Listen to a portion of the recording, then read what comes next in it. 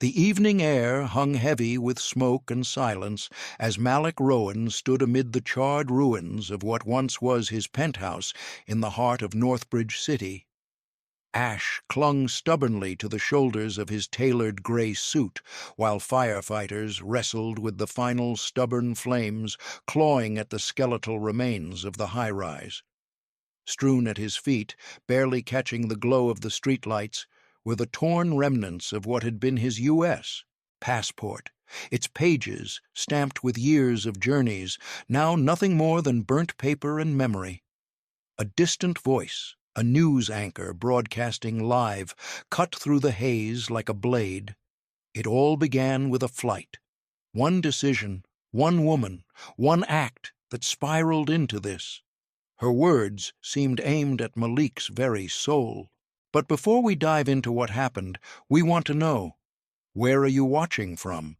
And if you believe in justice, hit that like and subscribe button for more stories that challenge everything you think you know. Let's rewind. Yesterday afternoon, inside Northbridge International Airport, the terminal buzzed with that familiar pre-flight chaos. Rushed steps, clinking coffee cups, kids crying, and voices booming over speaker announcements that no one ever really hears. Gate B12, tucked just behind a cinnamon pretzel stand with a flickering neon fresh bakes sign, sat like an island in a sea of movement. Through this sea walked Malik Rowan, a 42-year-old black man with a presence that didn't demand attention but somehow drew it anyway. His gray suit wasn't flashy but perfectly cut, the sort of garment that suggested wealth, power, success earned, not flaunted. No earbuds in, no phone glued to his hand, just calm steps toward a flight bound for Cresswell, where a high-stakes boardroom waited. Over his shoulder hung a slim leather satchel, the kind executives favored.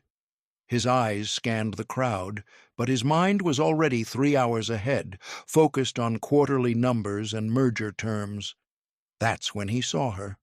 Near the edge of the boarding zone, in a wheelchair that looked older than she was, sat a frail Latina woman, small, sunken, wrapped in a faded green shawl. Her fingers, gnarled by arthritis, reached out toward her toppling luggage cart, her floral print bag threatening to dump its contents, socks, beads, the humble parts of life, across the scuffed linoleum floor. People passed her like she was invisible, but not Malik. He stopped, bent slightly, the lavender scent of her scarf drifting up as he steadied the bag with one hand and gently nudged it back into place with the other. "Let me help you, ma'am," he said, his voice warm and low, the tone of someone used to giving without expecting applause. Her head lifted slowly, her eyes, clouded by time, lit like someone had offered her a miracle. She gripped his wrist with trembling fingers and whispered, "Bless you, mijo. Bless you." Malik offered a small smile, just a flicker, and gave a respectful nod. Then he adjusted his jacket and turned toward the gate, disappearing back into the current of travelers. What he didn't know was that his moment of quiet compassion had just pulled the first thread of a dangerous unraveling. The atmosphere shifted, from mundane to threatening, the kind of shift you don't see, but feel, as though a curtain had been pulled back to reveal something darker waiting just off stage. Enter Sabrina Weller, mid-50s, white, with a helmet-stiff blonde bob and a uniform so crisp it looked ironed onto her skin. She stood at the boarding counter like a warden at a prison checkpoint. Her icy blue eyes snapped to Malik the moment he entered her view, and narrowed. They didn't soften, they judged. He didn't match the kind of traveler she nodded through. Too calm, too composed, too black. In a space she'd decided wasn't his. Malik approached the counter, his movements fluid, every step deliberate. He pulled out his passport and boarding pass from the satchel. His hands, steady, his gaze, level, he offered them to her. She snatched the documents without a word, flipping the passport open with perfectly manicured nails. Then she paused. Her face shifted, slowly, almost imperceptibly. Her lips pulled into a tight, sour line. The passport was worn, edges frayed from years of use, stamps overlapping from a lifetime of business abroad. To her, it wasn't a mark of experience. It was suspicious. "This looks old," she said, her voice slicing through the terminal noise like a whip. Malik barely tilted his head. "It's valid," he said. "Calm, like water." Her eyes flicked from the passport to his face, then back again. And that's when she smiled, not a kind smile, but the kind a predator wears just before the strike. "You sure this is yours?" she asked, drawing out the words, savoring each syllable like it tasted bitter, and she wanted everyone to know it. Malik blinked once, the only visible crack in his otherwise unshakable demeanor. "Excuse me?" Sabrina leaned closer across the counter. Her smirk widened into a venomous grin. "This passport looks altered," she said, loud enough for nearby passengers to take notice. Someone 2 rows back stopped mid-chew. Another pulled out their phone, already sensing drama. You could feel it, a moment about to go viral. Malik straightened. His voice, still composed but firmer now, carried a quiet warning. "That passport is real. You can check it." But Sabrina wasn't here for checks. She wasn't here for facts. She was here to flex power, and she'd already decided he didn't deserve any. She clenched the passport tighter, and then, in one violent flick, tore it in two. The sound ripped through the terminal, sharp, final. Pieces fluttered down to the counter like leaves falling in winter. His name, his photo, his citizenship, shredded. Around him, gasps erupted, real ones, startled, raw. A woman with a toddler covered the child's ears. A man's pretzel fell from his hand. Malik stepped back, not in fear, but with a fury barely hidden beneath a layer of discipline honed over years.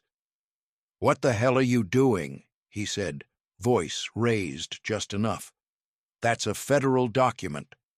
Sabrina didn't flinch. Arms crossed now, chin tilted like she'd just won a game no one else knew was being played. "Step aside," she barked. "You're not boarding this flight." And from the corner of the terminal, like summoned on cue, 2 security officers began moving toward him. "Excuse me?" Sabrina Weller leaned in over the counter, elbows pressed against the cool surface. Her smirk stretched wider, curled into something sharp, poisonous. "This passport looks altered," she said, her voice rising with theatrical weight. Loud enough for the man in the baseball cap 3 people back to stop chewing and look up. "Sir, I believe this is fraudulent." The words snapped through the terminal like a whip. People shifted. Whispers broke the air, subtle at first, then rippling down the line like a rising tide of suspicion. One person cleared their throat awkwardly. Another pulled out a phone, angling the camera just so, because nothing draws eyes quite like a brewing spectacle. Malik Rowan didn't blink. He squared his shoulders, spine like steel, and locked his gaze on Sabrina.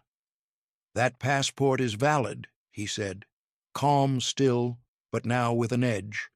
"Run it." But Sabrina wasn't interested in systems or truth. She wasn't here to verify anything. She was here to dominate, and in her mind, she'd already won.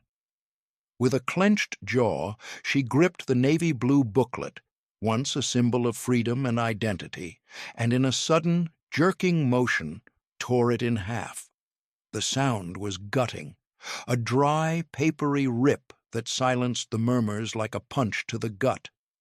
The fragments of Malik's life fell to the counter, fluttering like dying leaves.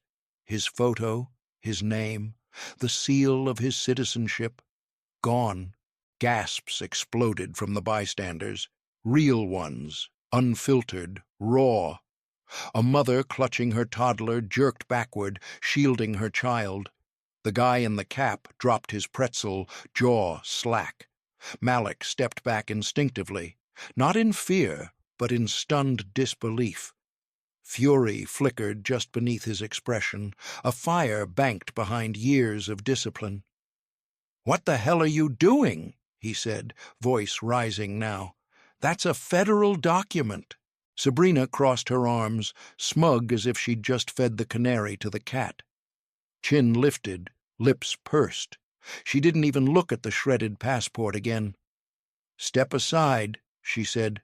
"Curt. You're not getting on this flight." And like vultures waiting for the fall, 2 security guards pushed through the crowd. Their boots thudded hard against the tile floor. White, buzz cuts, holsters gleaming under the fluorescence. They didn't pause to ask questions, didn't glance at the remains of the passport. They zeroed in on Malik like he was already marked. "Sir," the taller one said, his hand hovering near his radio, "come with us." His voice was official, detached. No hint of question, just command. Malik stayed rooted, his hands rising slowly, palms out, calm as a surgeon. "I haven't done anything," he said. His tone was deliberate, every word measured. "That woman," he nodded toward Sabrina, "just destroyed my passport, for no reason." But Sabrina was already leaning forward, her performance fully engaged now. Her face twisted into exaggerated concern, her voice pitched higher, an actress playing terrified victim. "He got aggressive," she lied, loud enough for the guards to hear. "I didn't feel safe." The accusation slammed into the moment like a brick through a window. The guards didn't flinch, didn't ask a single follow-up. They didn't glance her way or check the terminal footage. One of them stepped closer, the shorter one, his hand brushing Malik's elbow in a not-so-gentle grip. "Let's go," he said. Firmer now. The crowd around them hushed, then pulled back. Phones rose again, quiet, cold lenses watching like eyes behind tinted glass. Recording. Always recording. Malik's fingers twitched, not from fear, but restraint.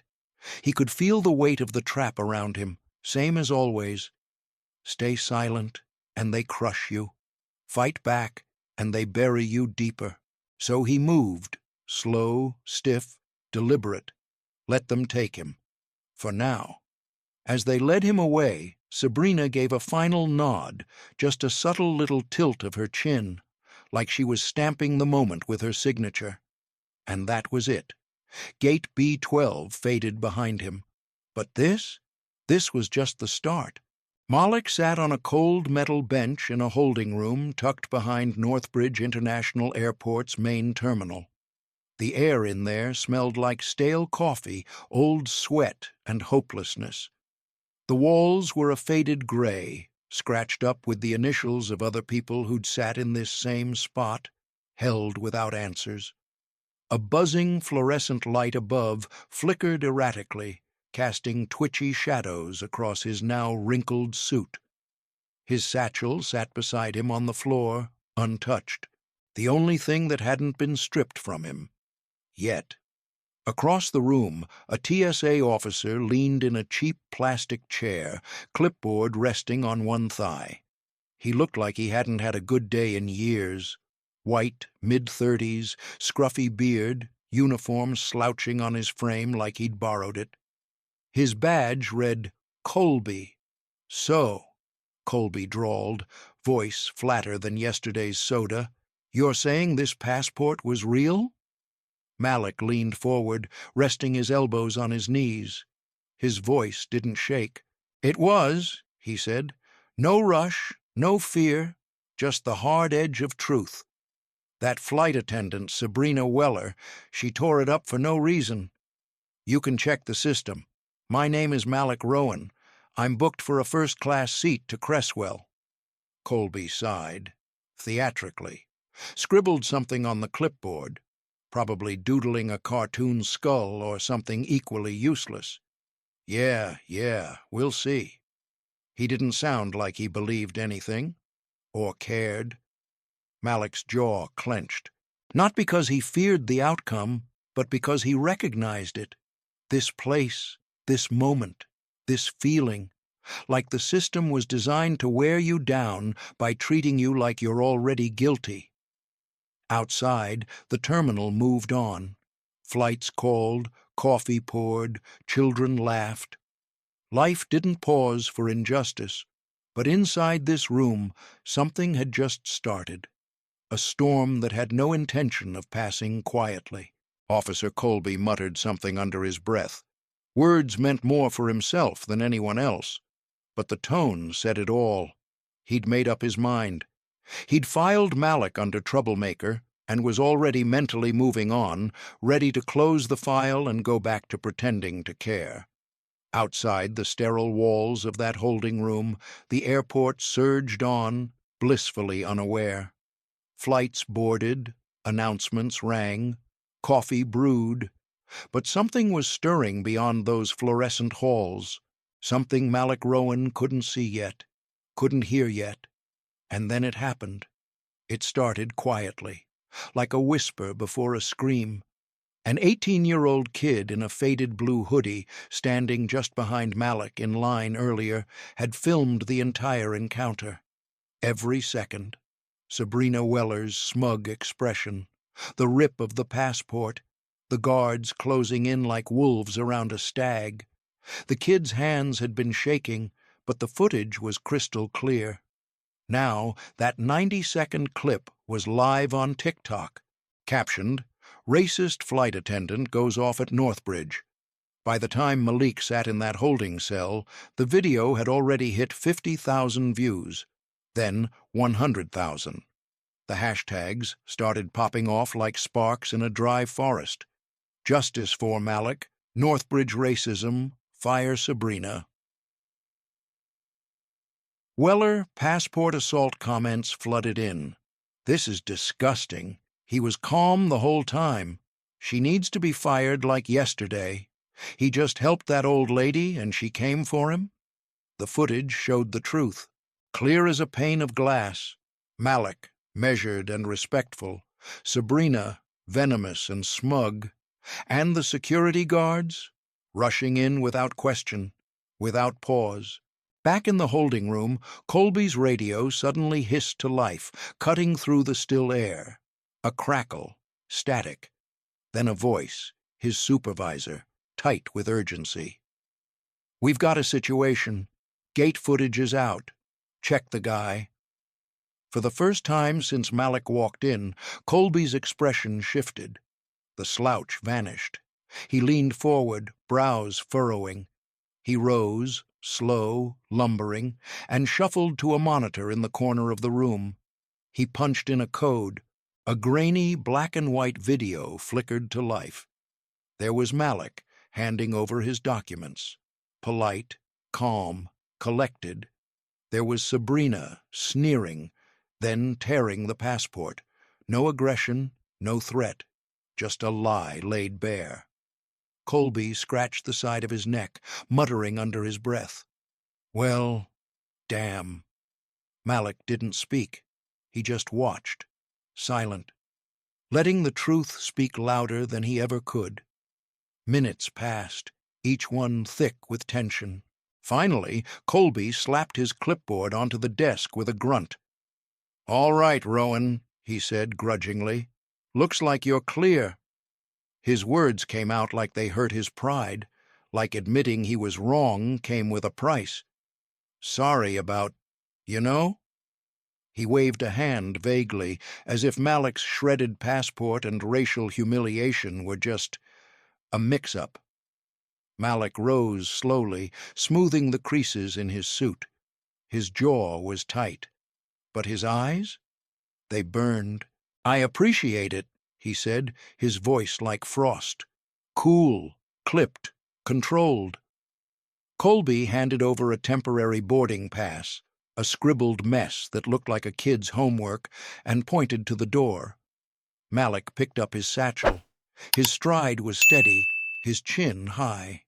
He walked back into the terminal, the buzz swallowing him up again. Gate B12 was quieter now. The chaos had thinned into murmurs.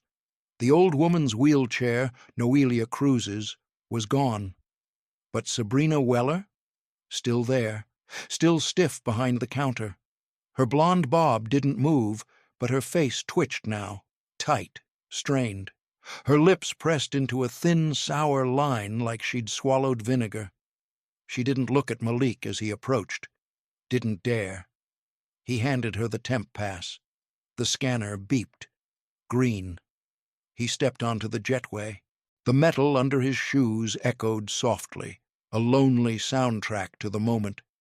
He slid into his first-class seat, leather, wide, luxurious.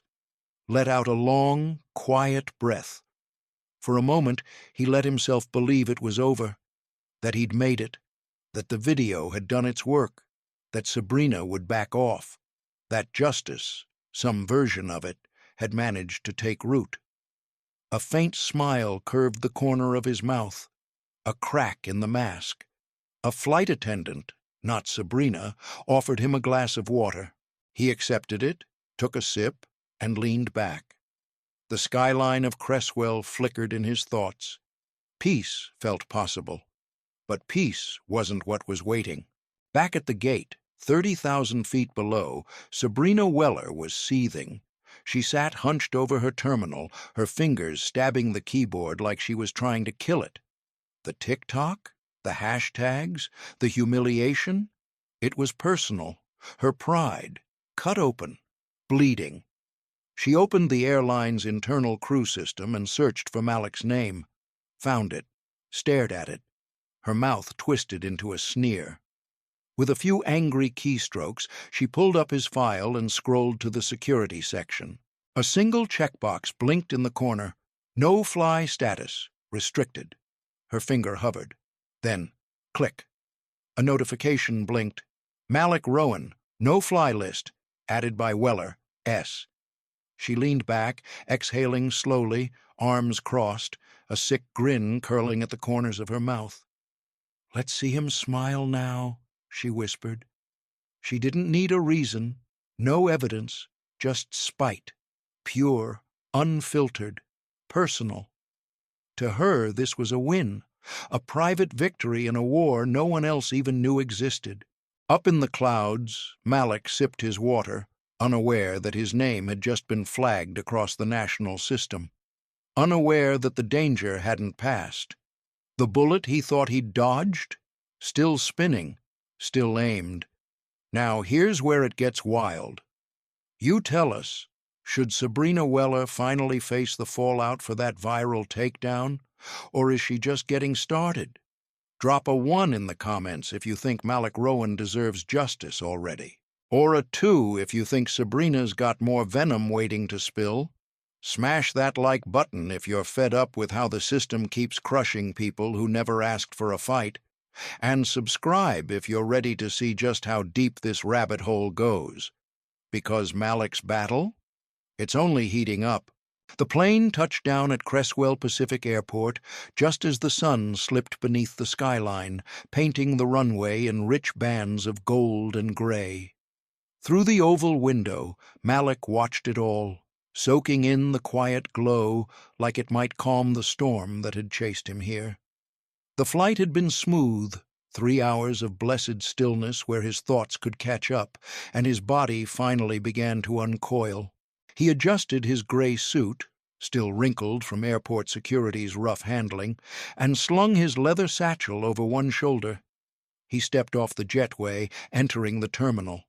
The air here buzzed differently than Northbridge, softer, less chaotic. The murmur of travelers blended with the clink of coffee cups and the distant whir of suitcase wheels. Malik moved with quiet purpose, polished shoes clicking on the tile as he followed the signs toward the rental car desk. The sliding glass doors were just ahead, freedom only 10 feet away. But then, the air shifted. It grew heavy, dense, like the silence before a thunderclap. 2 police officers stepped into his path, big men, white, Navy uniforms stretched over thick torsos, faces like granite under the fluorescent lights. They didn't blink, didn't speak at first. They just stared at him like he was the threat they'd been waiting all day to catch. "Stop right there," the taller one barked. His voice was gravel and authority. His hand rested lazily on his holstered gun, but the weight of that gesture was anything but casual. His badge glinted in the overhead light. Officer Denton. The shorter one flanked Malik's side, stepping just close enough to box him in. His arms were thick as logs, his jaw clenched, his gaze hard. Nameplate, Officer Griggs.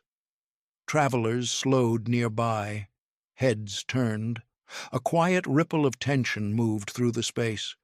No one said a word. Malik froze, mid-stride. His satchel bumped against his hip as he slowly raised his hands, palms open. A reflex he'd learned a long time ago, one carved into his bones. "What's the problem, officers?" he asked. His voice stayed even, but his pulse pounded in his ears. Denton tilted his head to the side like he was sizing up a stray.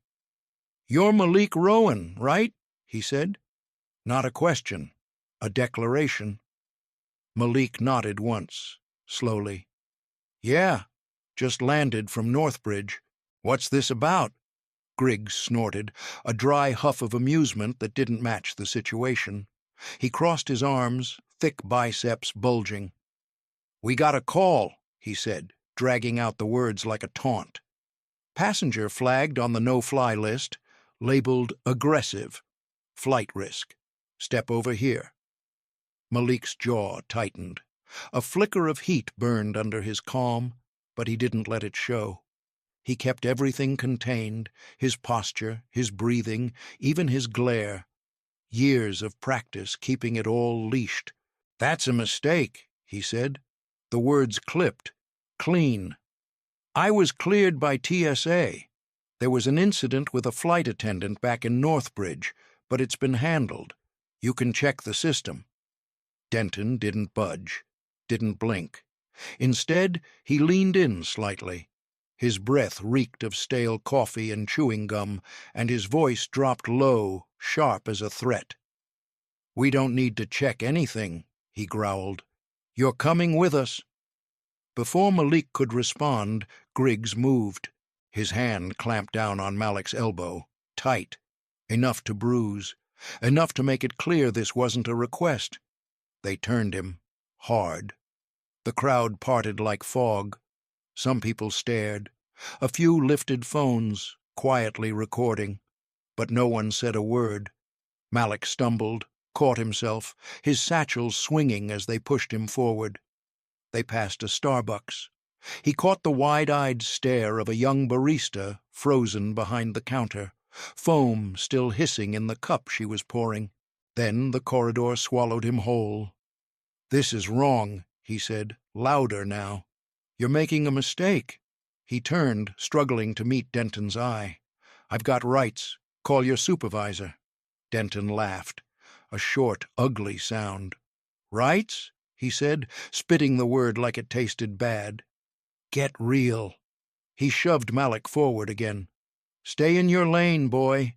You don't get to tell us what to do." Officer Denton's words dripped with venom, a racial jab not shouted, but aimed with deadly intent. It wasn't loud, didn't need to be. It landed like a punch to the gut, raw, deliberate. A blade of bigotry slipped between the ribs of silence. The next moment, Malik felt cold steel clamp around his wrists.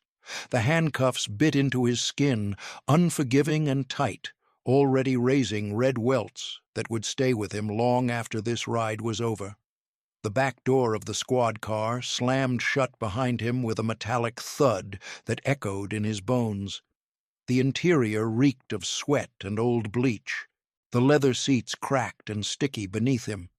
Through the scratched plexiglass, he saw travelers outside pause mid-step, eyes wide, lips parted, but just as quickly they turned away. The cruiser's tires screeched on the wet pavement, peeling away from Cresswell Pacific Airport as Denton gripped the steering wheel like it might jump out of his hands. In the passenger seat, Officer Griggs turned halfway, his gaze locking on Malik with a cruel smirk.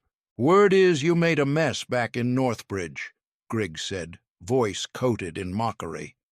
"Guess you're lucky we got to you before you tried anything here." Malik met his eyes through the rearview mirror, unflinching. His voice didn't waver, despite the cuffs cutting deeper with each bump in the road. "That's a lie," he said. "A flight attendant tore up my passport and made up a story. It's on video. You can check it." Denton gave a short, dark chuckle. His eyes flicked up to the mirror, indifferent. "Video don't mean a thing," he muttered. "You're on the list. That's all we need." The car swerved off the main road, turning down a side street. The airport's glow faded behind them. The city turned to shadow and blur. Malik's thoughts spiraled. That cold little smirk from Sabrina Weller at the gate, her fingers dancing across the keyboard. This wasn't a coincidence. It wasn't a glitch. This was revenge. Her venom had followed him across state lines, and now had him locked in the back of a squad car with two cops who couldn't care less about truth. The precinct came into view, a squat brick structure surrounded by rusted chain-link fencing. Lights flickered overhead like nervous eyes. The place looked less like a place for justice and more like a cage. Boots splashed through puddles as Denton and Griggs yanked Malik from the back seat and hauled him through a narrow side door. Inside, the air reeked of old bleach and resignation. A bored desk sergeant looked up with half-lidded eyes, barely acknowledging them. His graying stubble was the only thing moving. "Caught him at CPX," Denton said smugly, tossing Malik's satchel onto the counter like a prize. "No-fly alert. Aggressive conduct. Book him." The sergeant grunted, slow fingers pecking keys on an outdated terminal. Malik stood tall, but the cuffs scraped his wrists, and his gray suit now had a torn sleeve where Griggs had grabbed him earlier. "I want a phone call," Malik said firmly, slicing through the stale air like a scalpel. Denton turned toward him, a snarl curling his lip. But the sergeant, too lazy to argue, waved a dismissive hand. "Give him the call." Griggs rolled his eyes, then unlocked one wrist, just enough to maneuver a grimy phone into Malik's hand. The cord was twisted and frayed, hanging like a noose. Malik dialed with steady fingers. 2 rings. "Elise," he said. His voice was low, urgent.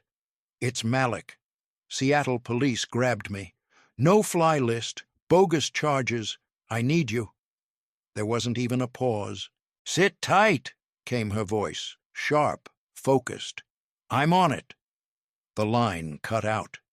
Griggs yanked the phone away, snapping the cuff back on, tighter this time. A petty twist, a power play. Malik winced, but didn't break. They dragged him toward a holding cell. Out in the terminal, those phones never stopped rolling. The clip had made its way to Twitter now. Cops arrest black man at CPX for literally nothing. It was going viral again. View counts exploded. Thousands of comments. Thousands of voices raging louder than Sabrina ever thought possible. Inside the cell, Malik sat alone on a cold bench. The air chilled his bones. His breath fogged the tiny slit of glass in the steel door. This whole thing had begun with a passport, and now he was 300 miles from home, behind bars.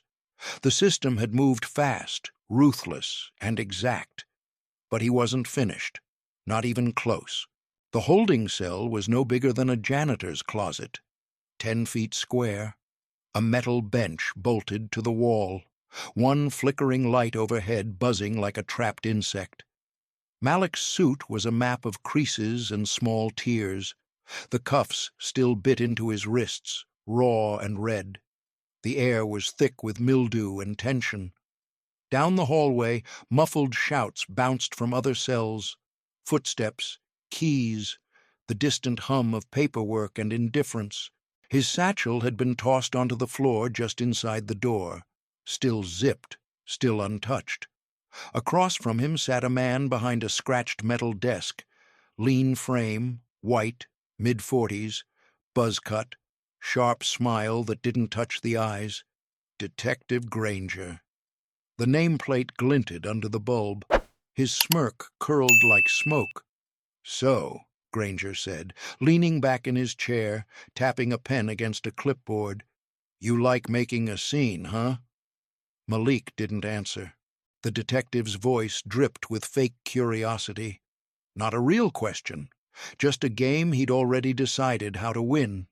Detective Granger's badge glinted dully beneath the flickering overhead light, but there was nothing dull about the way he looked at Malik. His eyes were predatory, like a man who'd already made up his mind and was just waiting to enjoy the rest of the show. "So, Rowan," he said, voice slick with forced curiosity as he leaned back in his chair, "you're quite the traveler, huh? Northbridge. Now here. What's your story?" Malik didn't flinch, didn't blink. He met the man's gaze, stone still. "My story," he said slowly, evenly, "is that I'm a businessman who was harassed by a flight attendant, and now I'm sitting in a cell for absolutely nothing. My record's clean. You can check." Granger chuckled. Low, sandpaper rough. He tapped his pen against the desk. Rhythmic, taunting. "Clean, huh? We'll see." He stood, stretched like a cat, and strolled to a table in the corner where Malik's satchel lay. With a theatrical sweep of his hand, he unzipped it, rummaging through. Notebook, pen. Then he stopped. His smirk widened into something grotesque. "Well, well." Granger pulled out a small plastic bag. It glistened under the light, filled with white powder. "Look what we have here." He held it up like a trophy. "Looks like cocaine to me." Malik's stomach turned to ice. His blood ran cold, but his face didn't change. His voice sharpened. "That's not mine," he snapped. "You planted that. I've been in cuffs since the airport. You think I made it through TSA with drugs?" Granger tilted his head, pretending surprise. He tossed the bag onto the desk with a soft, deliberate thud. "Planted," he echoed, smile spreading. "That's a bold claim." Then his voice dropped, cold and cruel. "But let's be honest here. You really think anyone's gonna believe a guy like you?" The phrase "a guy like you" hung in the air like poison. Malik leaned forward, the cuffs on his wrists clinking. His eyes locked onto Granger's with laser precision. "You're framing me," he said, each word delivered like a gavel strike. "And I'll prove it." Granger laughed, louder now, close enough that Malik could smell the tobacco on his breath. "Good luck with that," he said with a sneer. Then he turned away, jotting something onto a form, sealing the lie into official ink. But this wasn't just corruption. This wasn't random. This was coordinated. Granger wasn't acting alone, because back in Northbridge, Sabrina Weller had made a call to her brother, Ethan Weller, a beat cop in Cresswell, big guy, bitter, known around the station for throwing his weight and his prejudice around. Sabrina's voice had hissed through the phone after the TikTok video blew up. "He humiliated me, Ethan. You have to fix this. Make him pay." And Ethan? He'd smiled and called in a favor. Granger owed him, back from their academy days. A bar fight covered up with a forged report. A debt owed. The plan was simple. Plant the coke, book Malik, let the system do what it's always done. Strip the passport, lock the man up, bury the truth under paperwork and plausible lies. Granger didn't need a reason, just the how. He snapped a few photos of the bag next to the satchel, carefully composed. Crooked angles that would hold up in court unless someone tore them apart, fast and hard. Malik watched him, mind racing. He was 300 miles from home. No phone, no freedom. But he wasn't alone. He had Elise, his lawyer, his sword. She would tear this to pieces if he could just hold on long enough. Time dragged. The cold seeped into Malik's bones, coiling around his ribs. Then the door creaked open, slow. An older black man shuffled in, pushing a mop bucket that sloshed water across the linoleum. His faded blue jumpsuit bore a crooked name tag, Ernest, gray stubble, a weary limp. The kind of man nobody notices, the kind that blends into a world that's trained itself not to see him. Granger barely looked up. "Hurry it up, old man," he barked, then left to grab a coffee, leaving the door ajar. Ernest mopped slow, purposeful. His eyes flicked from Malik to the desk, to the plastic bag of powder, then back. A silent question passed between them, and Malik didn't blink. Ernest nodded, just a small, barely there gesture. Then, smooth as breath, he pulled an old flip phone from his jumpsuit pocket, angled it low, and snapped a photo, blurry but clear enough to catch the bag, the satchel, and the fact that Granger wasn't even in the room when the drugs were supposedly found. The frame job, caught in a single image. Ernest slipped the phone away just as Granger's boots echoed down the hall. "Keep your head up, son," Ernest whispered, his voice like gravel and grace. Then he pushed his bucket out the door. The wheels squeaked behind him, a quiet farewell. Granger returned, smug and smugger, oblivious. But that photo? That was the crack in the dam. An hour later, the cell door burst open. And there she was, Elise, black, 40, braids pulled tight, red blazer sharp enough to cut steel. Her heels clicked like gunfire across the tile. She strode into the room like she owned it, like she'd already won.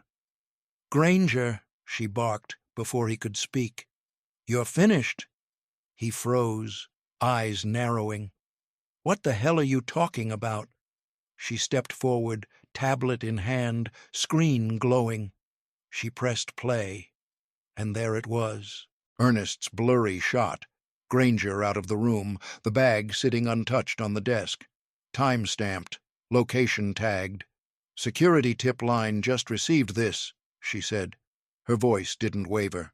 "Planting evidence. Framing my client." She raised an eyebrow. "Care to explain?" Granger paled, his face twisted, his throat working around a curse. But Elise didn't wait. "Drop the charges, now, or I will bury you in court." Granger barely had time to react before Elise was already in front of him, the glow of her tablet lighting her face like a weapon forged from truth. "You're done," she said, sharp enough to slice steel. "Release my client." Granger blinked, startled, the smirk draining from his face. "What the hell are you talking about?" he growled, trying to summon bravado. But Elise didn't flinch. She shoved the tablet under his nose, playing the grainy video. Ernest's footage, time-stamped, clear enough to show the desk, the planted bag, Granger's smug little setup. Malik already cuffed and seated when the evidence appeared. "This came in through the department's tip line 10 minutes ago," Elise said, her tone ice-cold. "You've been caught. Drop the charges, now, or I'll drag you and this whole precinct through federal court." Granger's jaw clenched, his hands balled into fists, but his eyes betrayed him. He knew he was cooked. With a bitter curse under his breath, he snatched the key from his belt, stormed over, and unlocked the cuffs. "Get out!" he spat, but the venom in his voice was hollow. A loser's gasp. Malik rubbed his wrists, wincing at the red welts. He said nothing, just grabbed his satchel, nodded once to Elise, and followed her out. Outside, the night slapped him in the face. Rain slicked the sidewalk, Seattle's skies pouring out cold and steel. The precinct's neon sign flickered weakly behind him like a dying apology. Elise led him to her black SUV. "You're free?" she said, her tone soft for once, then added, "But this isn't over.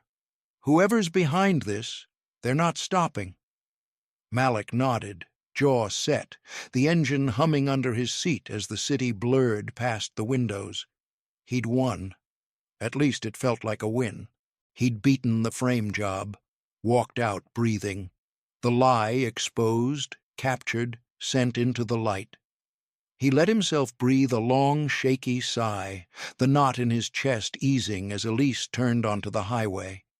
The world outside flickered past, wet pavement, red tail lights, and the illusion that maybe he was finally past the worst of it. Maybe now he could make that board meeting. Maybe the worst was behind him.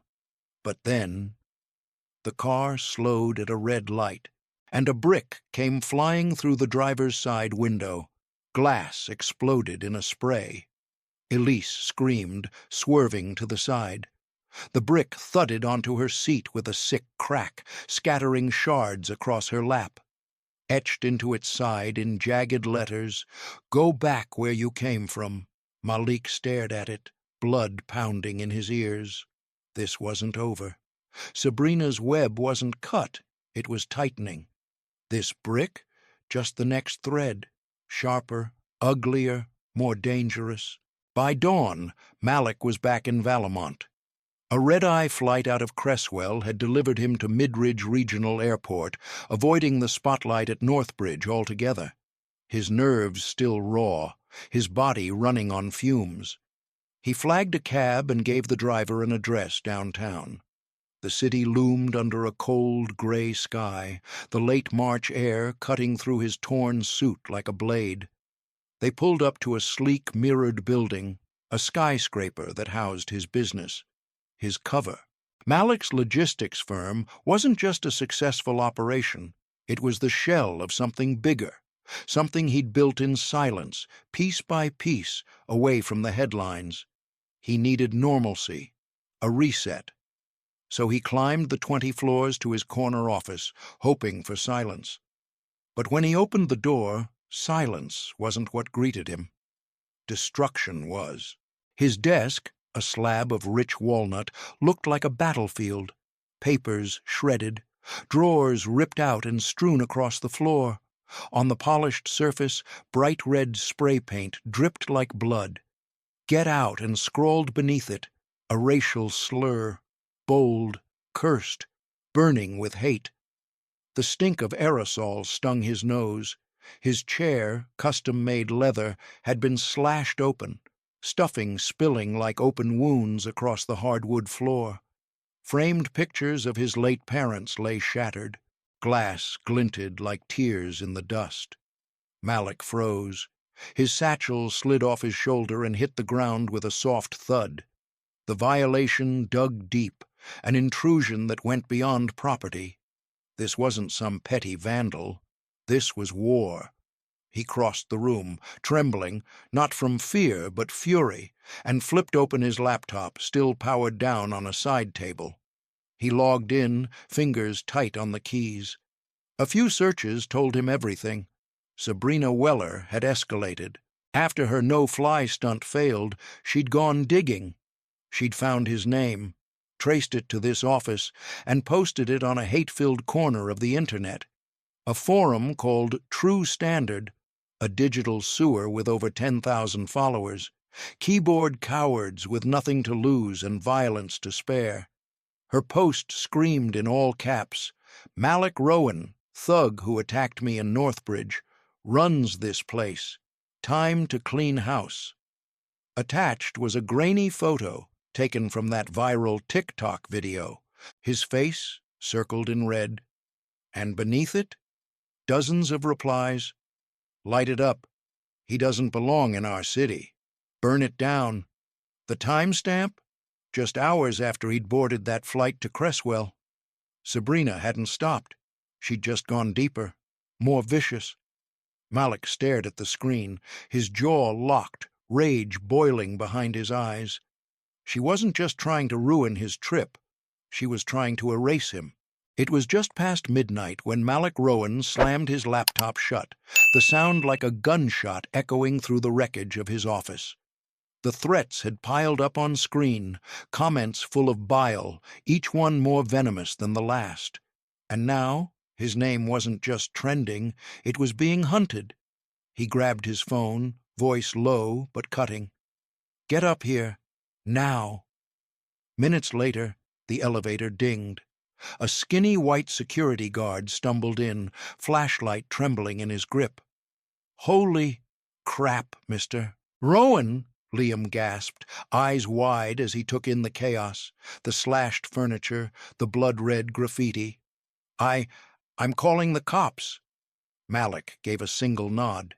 His gut twisted, not from fear, but from dread. The police hadn't exactly been helpful lately. Still, within 10 minutes, 2 officers arrived. A tall black woman in her 40s with sharp eyes and a steady voice, Lieutenant Brooks, and her white partner, Detective Sutter, who quietly snapped photos while muttering, "This is bad." Brooks studied the hateful words smeared across Malik's wall. Her lips tightened into a hard, unreadable line. "Tell me everything," she said. Malik stood at the floor-to-ceiling window, arms crossed, his gaze unwavering. He walked her through it all. The Northbridge incident, the no-fly setup, the planted drugs, the attempted framing. Now this. "It's all connected," he said, voice like steel. "Sabrina Weller, flight attendant. She's behind every piece of this." Brooks nodded slowly, jotting notes.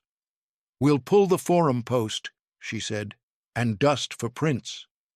Sutter was already on the radio, calling for techs to pull security footage. Malik pointed to the hidden camera above the door. "Red light solid," he said. "It's been rolling." They left to begin the work. And for a fleeting second, Malik let himself hope. Maybe, just maybe, the system would work this time. Maybe her hate had finally overreached. But dusk brought no peace. Malik left the office just after dark, taking the elevator to the underground garage. His sleek black sedan sat near the exit ramp, the chrome grille catching the sodium light like a smile that didn't reach the eyes. He approached slowly, key fob in hand. Beep, click. The locks disengaged. Then, movement. A figure lunged from behind a concrete pillar. Fast, silent, masked.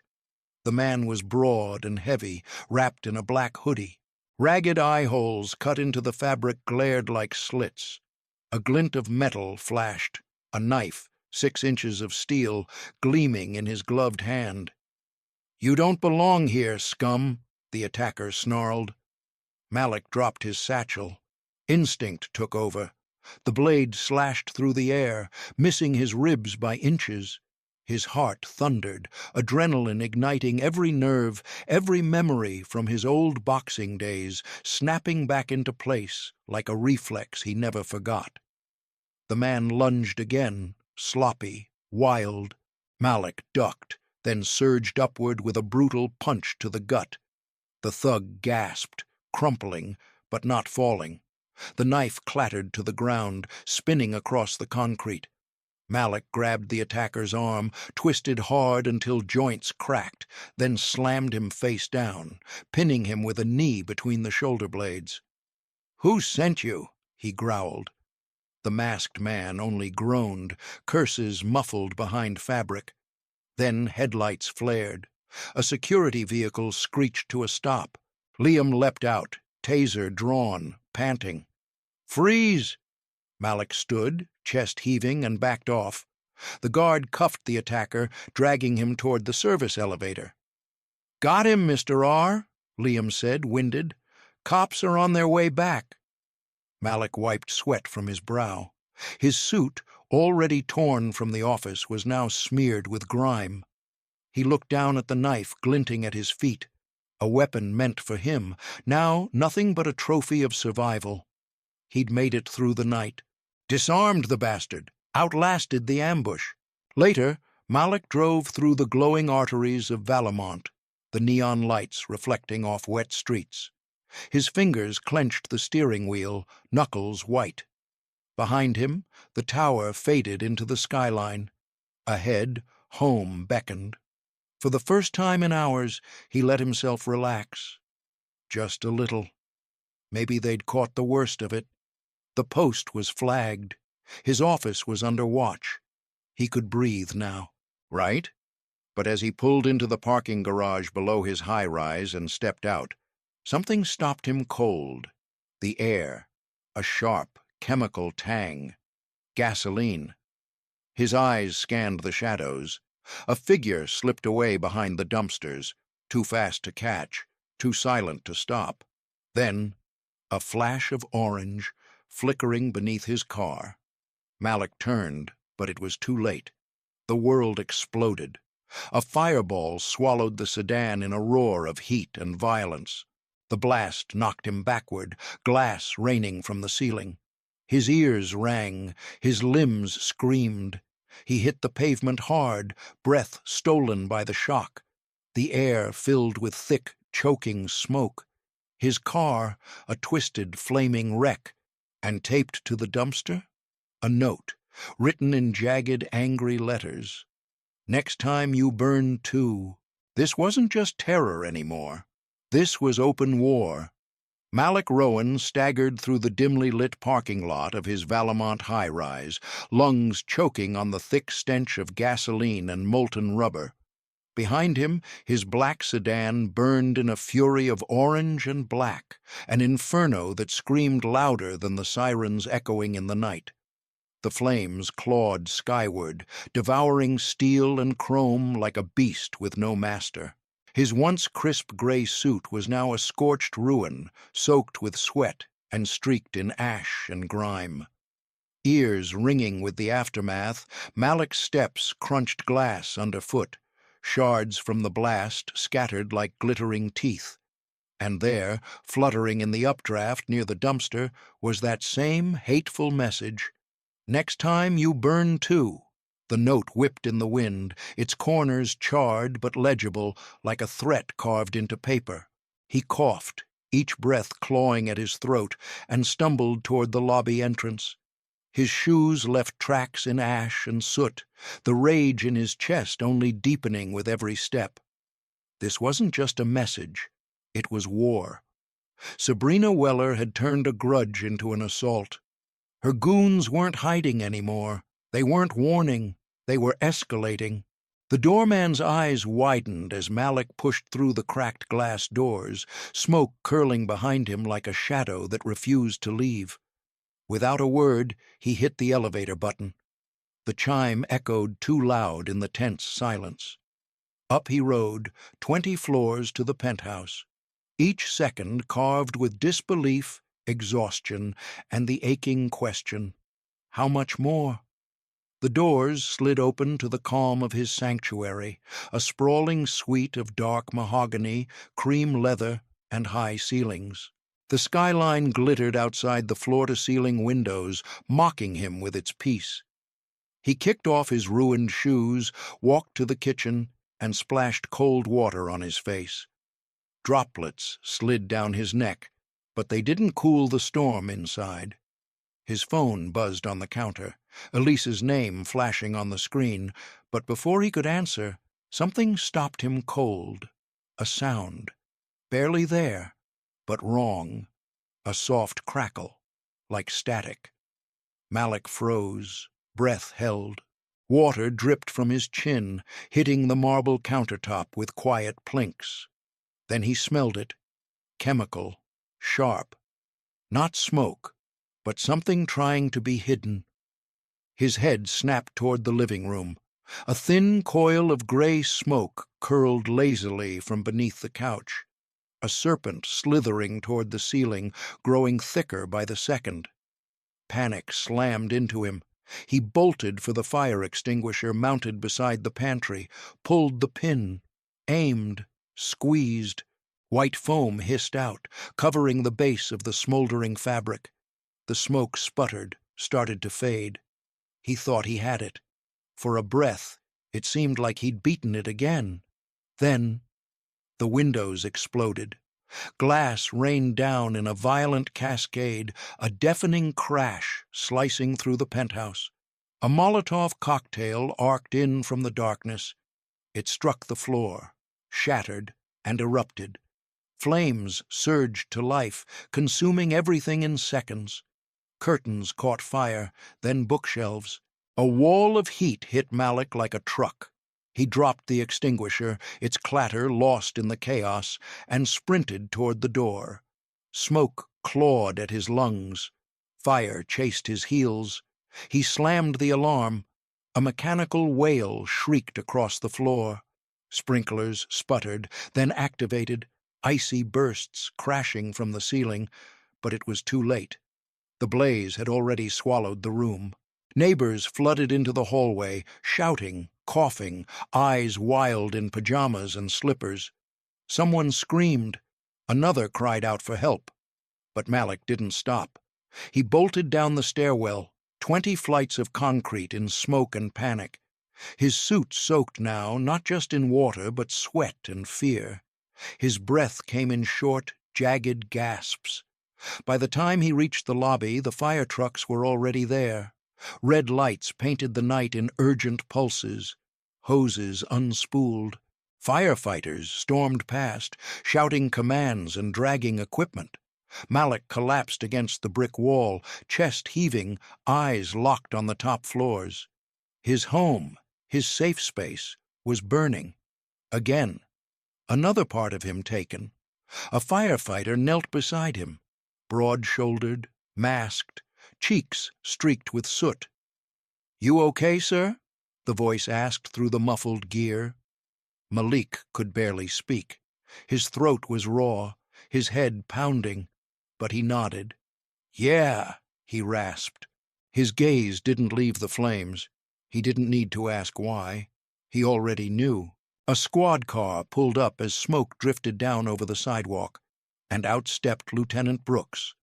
She moved with precision, boots splashing through puddles left by the hoses. Her face tightened when she spotted him, drenched, blackened, and still standing. "Mr. Rowan," she called, stepping closer. "What the hell happened now?" Malik turned, jaw clenched. "They hit my car an hour ago," he said. "Now my penthouse." She looked up at the burning floors, then back at him. "You think it's the same people?" "I know it is." Brooks exhaled slowly, her eyes narrowed. She didn't ask why. She just reached for her radio. Lieutenant Brooks's face tensed as she took in Malik Rowan, his suit soaked and singed, his face streaked with ash. She stepped forward, her tone sharp. "Rowan," she said, "what the hell happened here?" Malik wiped a smear of soot from his brow and turned to the lot behind him, where his car still smoldered, its skeleton curled in on itself like a roasted insect. "Started there," he rasped, voice raw from smoke. "Then my place. Same crew." Brooks' radio crackled. She turned away, calling for backup. Her partner, Detective Sutter, jogged up with a plastic evidence bag in one hand. Inside, charred but unmistakable, was the corner of a blue passport cover, Malik's name barely legible on the surviving scrap. "Pulled this from the penthouse," Sutter said grimly. Malik's stomach turned. That document had been torn apart at Northbridge International days ago. To see it here was no coincidence, it was proof. "That's mine," Malik said, voice low and lethal. "From the airport. Sabrina Weller did this." Brooks's eyes met Sutter's. She gave a single nod. "We're pulling that forum thread. This is no longer vandalism, it's arson." "And attempted murder," she said, her voice cool but burning beneath. Malik clenched his fists, nails digging into his palms. In the shadow of ruin, he made a vow. He would not let this stand. He would fight back. Brick by brick, he would dismantle the hate that tried to swallow him whole. Just when he thought he'd hit bottom, with the car bomb, the office attack, the smears, this was worse. He was homeless now, hunted, but he was still alive, and that was enough. The crowd around the scene thickened, whispers buzzing like flies. Then a news van screeched to a halt at the curb, its antenna rising like a javelin against the gray morning sky. A young white reporter with a bouncing ponytail jumped from the passenger side, microphone in hand, camera already rolling. "Sir," she called breathlessly. "Channel 7. Were you in there when the fire broke out? Can you tell us what started this?" Malik turned slowly. Ash clung to his face like war paint. The fire glowed behind him, still flaring in pockets along the upper floor. He looked into the camera, into every eye watching behind that lens, and answered, voice steady and sharp, "Someone who hates me for existing." Each word hit like a bullet. The reporter blinked, caught off guard. But the camera didn't blink. It kept rolling, capturing the silhouette of a man unbowed, standing in the aftermath of flames meant to break him. Behind him, firefighters doused the last of the blaze. Water hissed into steam as Lieutenant Brooks stepped forward again, pulling him aside. "Stay somewhere safe tonight," she said quietly. "We'll handle this." Malik nodded, though the word safe felt like a joke. There was no safe anymore, not when the enemy wore smiles and badges and news anchors' voices. The reporters swarmed, framing him as a survivor, maybe even a target, but not yet a fighter. Then a voice from the crowd snapped Malik's attention sideways. "There's a note." A bystander pointed toward the news van's tires. Pinned beneath the rear wheel was a second note, edges curling from the heat, ink still wet. "You're the suspect now." Sabrina's crew had struck again, this time with a vicious twist. They were no longer just attacking him. They were framing him. By morning, the smoldering ruins of Malik's penthouse were front and center on every local feed. The sky hung heavy over Valemont, a gray haze barely cracked by sunrise. Smoke still curled from blackened rafters, refusing to fade. He stood across the street, his suit damp, clinging to his frame, a soggy mess of fabric and trauma. Ash caked his skin as he watched firefighters coil up their hoses. Yellow tape stretched across the sidewalk. His car's charred frame sat like a tomb marker nearby. And that second note, "You're the suspect now," was sealed in an evidence bag, gripped tight in Lieutenant Brooks's hand. Malik's gaze didn't waver. His fury burned hotter than the fire. At exactly 8 a.m., the story hit the airwaves. Channel 7 led with a bright red headline that screamed, "Violent ex-con torches own home after airport incident." The anchor, a smug man with slick hair and a tie drawn too tight, leaned toward the camera with forced concern.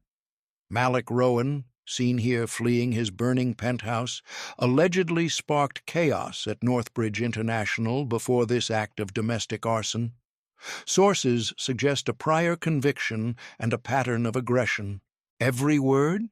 A lie. Malik had no record, no arrests, no history. But that didn't matter when a false story slid so easily into society's oldest bias. The truth was outnumbered. And behind it all, Sabrina Weller. While Malik's life burned, she was polishing hers. She appeared on Channel 9 that morning, her blonde bob freshly styled, her uniform crisp. Fake tears clung to her lashes as she dabbed her cheeks with a tissue. "He threatened my life," she told the camera, voice trembling. "At gate C-19. He lunged at me, said I'd regret it. I feared for my safety." The host, a soft-spoken woman with sympathetic eyes, nodded along. The screen flashed a heavily edited clip from TikTok, one that cut out Sabrina ripping Malik's passport, one that started with Malik stepping forward and ended with her recoiling. No truth, just performance, a scripted victim, and America was buying it. The sympathetic host at Channel 9 leaned in, her hand gently resting on Sabrina Weller's arm as the screen behind them flickered with footage. But not the real footage. An edited cut now looped. Malik Rowan stepping forward, his face intense. No scene of Sabrina ripping his passport. No audio of her smug accusation. Just the frame of a threatening man, a fabricated villain to pair with her trembling lip. A brave airline worker, targeted for doing her job, the host cooed, the lie dripping like syrup. And that lie? It went national. Within the hour, CNN, Fox, and half a dozen click-chasing sites ran with it. Headlines boiled up like a storm. Heroic flight attendant fights back against thug passport, fraud suspect. Burns home in rage. Malik's phone buzzed non-stop. Each ping another loss.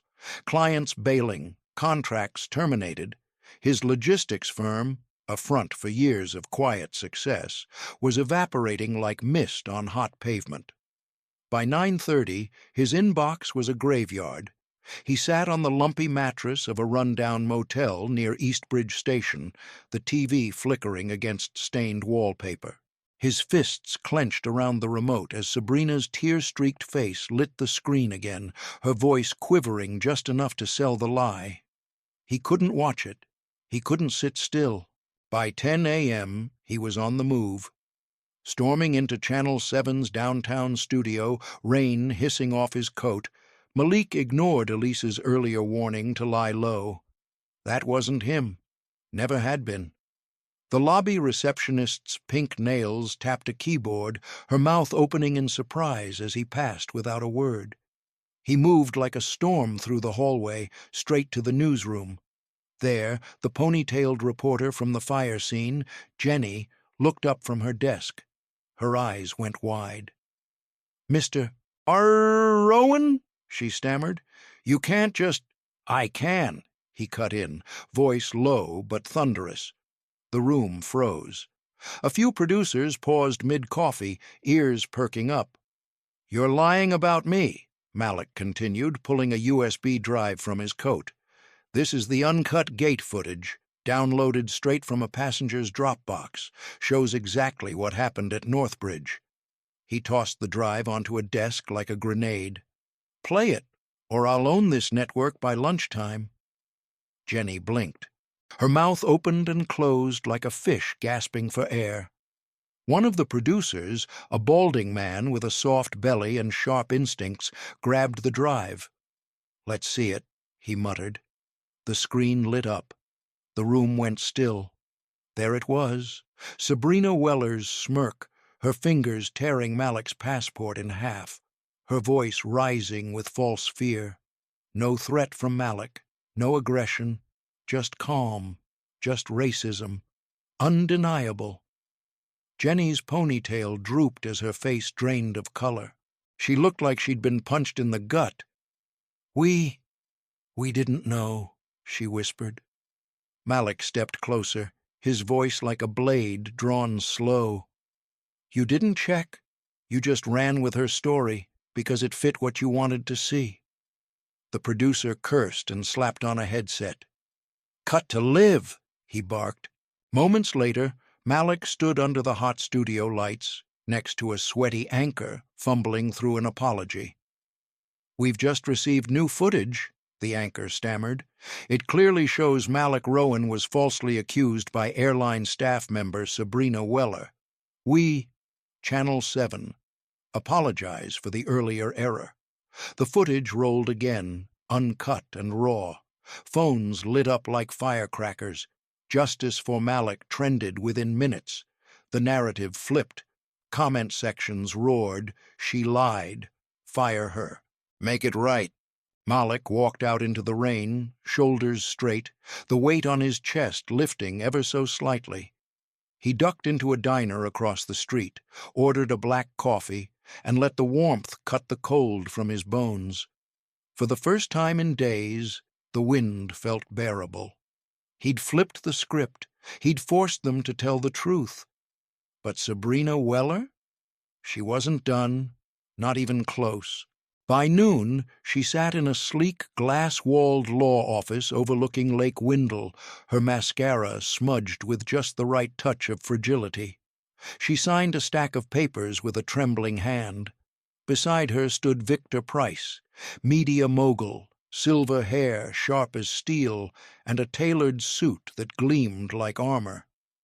The man owned half the news stations between Valemont and the East Coast. He'd raised Sabrina after her parents walked out. To him, she was more than blood. She was legacy. "They can't do this to you, Trish," he said, using her childhood nickname like a dagger wrapped in silk. "We'll hit back. Harder." Their attorney, a wiry man with a slick comb-over and the soul of a vulture, slid a defamation lawsuit across the desk. Target, Malik Rowan. Claim, false accusations ruined Sabrina's career. Victor grinned as he dialed a contact at Channel 9. "Push it tonight. Full smear. 6 o'clock sharp." The counterattack hit the internet like a tsunami. Airline hero sues Rowan for slander. Flight attendant lost job after lies. Malik, Rowan, faces lawsuit for fabricated claims. Victor's money greased every wheel. That evening, Malik sat on the same sagging motel bed, the coffee beside him cold. The TV flickered with Sabrina's smug face once again, now repackaged as a woman wronged. And just like that, the ground shifted again. His brief victory? Already buried beneath a mountain of new headlines. His fight? Far from over. Reborn through her uncle's media empire, Sabrina Weller was no longer just an angry flight attendant. She was a martyr wrapped in a $1 million spin machine. This wasn't just about hurt pride anymore. It was a family war. And they'd swung with a vengeance Malik Rowan hadn't seen coming. Now he sat in a dim courtroom on the 15th floor of the Valemont Civic Center, the scent of polished oak and stale coffee curling in the air. Gone was his signature gray suit, replaced by a borrowed black one Elise had scraped together, the only thing he owned that hadn't been soaked in ash or pain. The gallery buzzed with low whispers. A dozen reporters lined the benches in the back, pens scratching like claws across notepads. The judge, Clayton Hargreaves, a broad-shouldered man with jowls like a bulldog and eyes that barely blinked, loomed high behind the bench. His black robe seemed to absorb the light around him. Malik could feel the weight of bias before the first gavel dropped. It had been 2 days since his penthouse turned to cinders. 3 since Sabrina's defamation lawsuit had splashed across national headlines. Now, here he was, the defendant in a courtroom where truth was second to influence. Across the aisle, Sabrina sat like she'd already won, her sharp bob glinting beneath the fluorescence. The fake tears were gone, replaced by a smug confidence. Beside her sat her lawyer, Grant Kessler, wiry with a lizard grin and a smirk that slithered every time he adjusted his tie.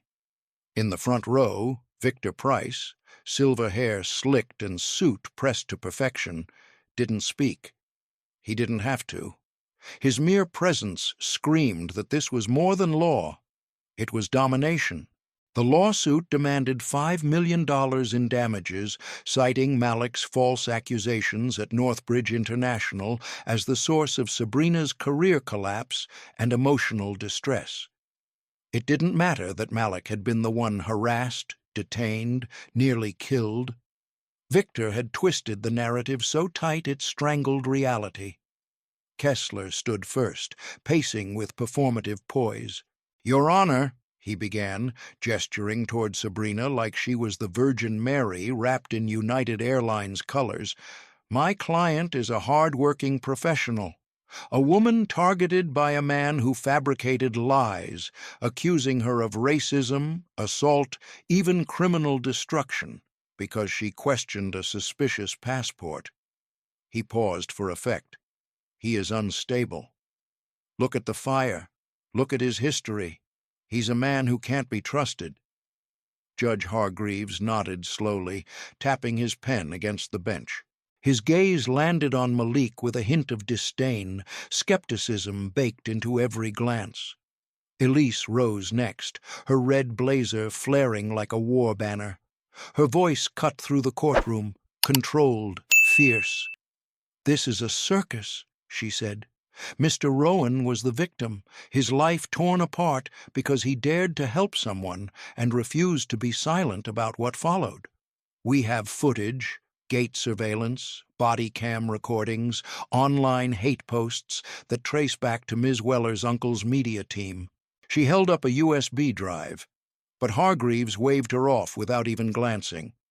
"Save it for evidence submission," he grunted. "Let's move it along." Malik clenched his hands in his lap. The tone had been set.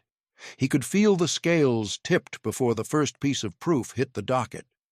The trial rolled on, like a train with no brakes. Kessler called witnesses. A gate agent who claimed Malik had raised his voice and acted erratically, a lie paid for with Victor's backroom checks. Then came a neighbor who swore they saw Malik acting paranoid before the penthouse fire. Another manufactured tale. Elise countered with the TikTok video, the body cam footage of the precinct setup, even the internal airline logs Sabrina had altered. But Hargreaves yawned, literally yawned. "Move it along, counselor," he said, not bothering to hide his boredom. Then came the knife twist. Kessler submitted a forged bank statement, doctored to show that Malik had paid a witness to smear Sabrina online. A neat little paper trail, smooth as glass, and stinking of Victor's influence. Elise jumped to her feet. "This is fake, Your Honor. We need time to audit that." Hargreaves didn't even let her finish. "Overruled. I've seen enough." The gavel slammed like a guillotine. "Guilty. $5 million in damages, plus court costs." The room froze. A breathless silence, broken only by the clicking of reporters' keyboards and the hushed rustle of headlines writing themselves in real time. Flight attendant vindicated. Rowan loses big in court. Disgraced businessman owes millions. Malik stood, his jaw locked, the borrowed suit's cuffs rubbing raw against his wrists. Across the aisle, Sabrina smirked. Victor clapped a hand to her shoulder, whispering something that made her lips curl even higher. "Told you we'd win." Flashbulbs popped. The courtroom became a feeding frenzy. Malik pushed through the chaos, Elise at his side, her tablet clutched like a weapon. "They rigged it," she hissed as they stepped out into the drizzle, cameras trailing behind. "But we appeal. We push back. We find the crack." Malik didn't speak. Not yet. The weight of $5 million, a ruined reputation, and a truth no one wanted to hear sank into his shoulders like lead. But his fire? It wasn't out. Not by a long shot. Malik Rowan's life had been turned to ash. After a week of hell, he checked into a rundown motel off Marston Avenue, not far from the Valemont Loop. The place reeked of bleach and stale dreams, and the mattress sagged like it had given up decades ago. He collapsed onto it, fully dressed, the borrowed black suit still damp with city rain. Rain that pelted the cracked window like fingers tapping, asking if he was still standing. But Elise wasn't resting. Across town, her office glowed with cold light as she dug through financial records and court filings with a vengeance. Her laptop hummed, its screen flickering between spreadsheets and encrypted emails. By midnight, she found it. A wire transfer buried in the books of a shell company registered in the Caymans. $110,000 from Victor Price's offshore account to a man named Kenneth Hargreaves, Jr., cousin of Judge Hargreaves. The date? One day before Malik's defamation verdict. It wasn't suspicion anymore. It was bribery, and she had the receipts. The source? A disgruntled teller at National Apex Bank, sick of laundering Victor's dirty money. He'd seen the case, read the headlines, and dropped the evidence in Elise's inbox like a lit match. She called Malik, her voice crackling through the line like fire. "We've got him. Meet me at the courthouse. Now." Malik bolted upright. No hesitation. He threw on the damp suit and hailed a cab, the neon blur of the city streaking past the rain-specked glass like a fever dream. By dawn, they were back in Judge Hargreaves's chambers. Elise didn't knock. She kicked the door open like she owned the place and slammed the printed transfer records onto the judge's desk. Hargreaves, rumpled and red-eyed, jolted upright, his jowls trembling as he scanned the paperwork. This is nonsense," he blurted, voice cracking.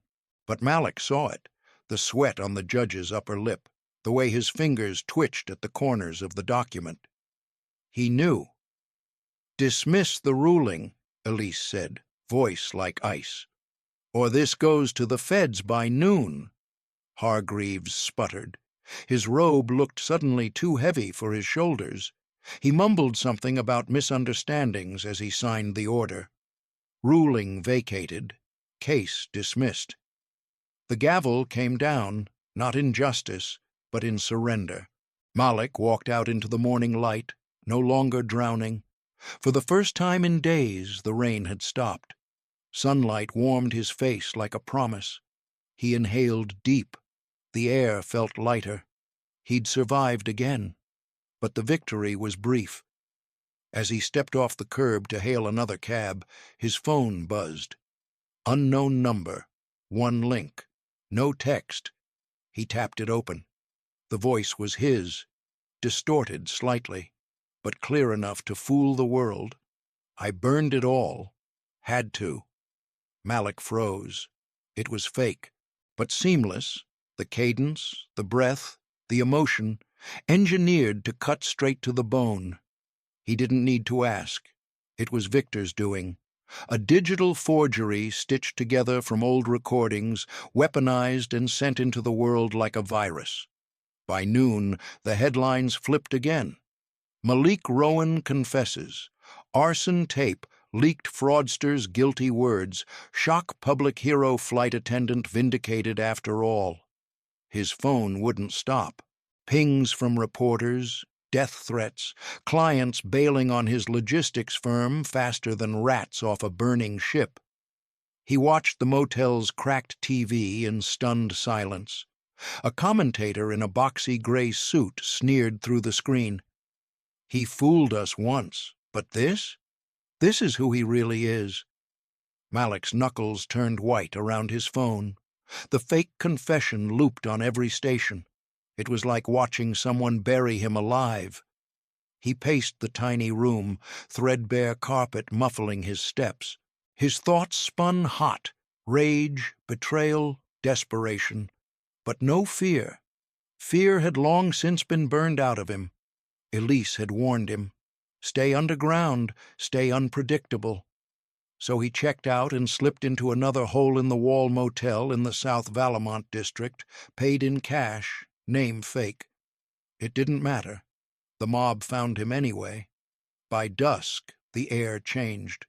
Not rain this time. Tension. A static charge that raised hairs and pricked skin. He was sitting near the window, sipping stale water from a plastic cup, when the first sound came.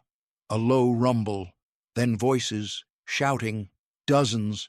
His eyes snapped to the blinds, flashlights, torches, a crowd. Hush. Malik Rowan's breath caught as he peered through the cracked motel blinds. His gut dropped.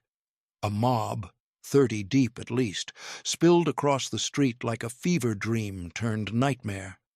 Mostly white faces, twisted with rage. Red caps, dark hoodies, fists clutching bats, steel pipes, and glass bottles glinting with amber fuel under flickering street lamps. One woman waved a printout, a photo of Malik from the news, his face circled in red ink. "He's in there," someone shouted. The voice slithered with venom. A brick hurled through the air, exploding the motel's front window in a rain of glass. The clerk, a wiry Latino man, hit the floor behind the counter, cursing as the mob surged toward the building, their chant rising, "Burn him out! Burn him out!" Malik bolted from the chair, heart slamming. He grabbed his satchel and sprinted as the first Molotov cocktail smashed through the broken glass, erupting on the lobby carpet in a bloom of fire. Flames shot up the walls like angry hands. This was it. Sabrina's hate, Victor's power, and now this. A mob with torches, real ones, chasing a lie pumped through headlines and doctored audio. He was no longer just a target. He was prey.